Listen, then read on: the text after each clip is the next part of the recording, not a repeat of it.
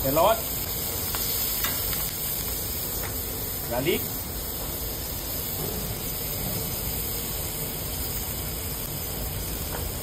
lemongrass, serai, and some chili flakes.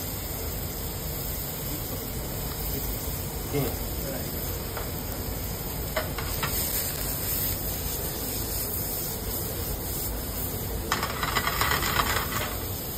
Right. Dan cream. Allahu Akbar. Bismillahirrahmanirrahim.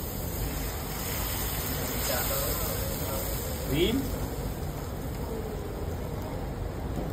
Lemon juice.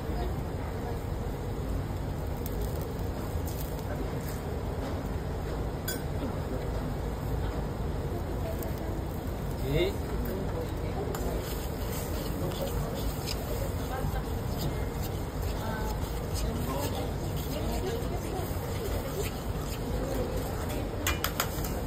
Some garam.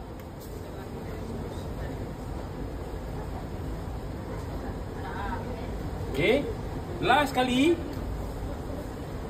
butter cube.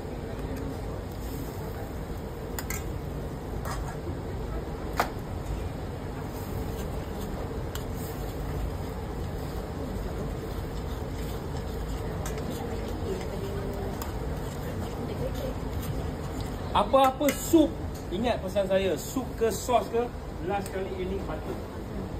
Rahsia. Han. Setengah orang dia suka pakai krim. Boleh pakai krim tapi pucat sos dia. Okay. Kita tengok saya tak pakai roux kan?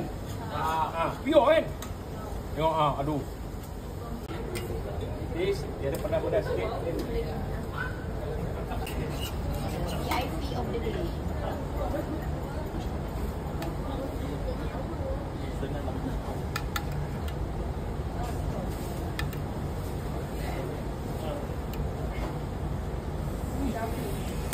Visual kita memang power. Tengok kan.